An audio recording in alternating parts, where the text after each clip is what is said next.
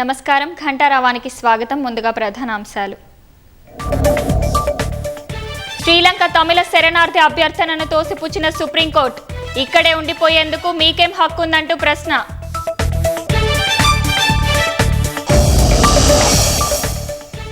అమ్రాబాద్లో ఇందిరా సౌర గిరిజల వికాసం పథకం ప్రారంభం.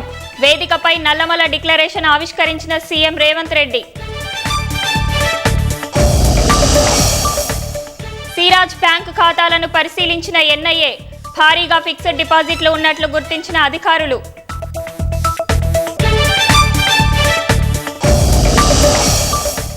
రాష్ట్రంలో మరో 4 రోజులు వర్షాలు.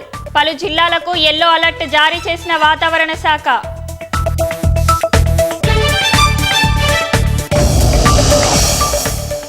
గాజాలోని ఖాన్ యూనిస్ నగరాన్ని ఖాళీ చేయాలన్న ఇజ్రాయిల్. దాడులు ఉధృతం చేసిన నేపథ్యంలో ఆదేశాలు జారీ.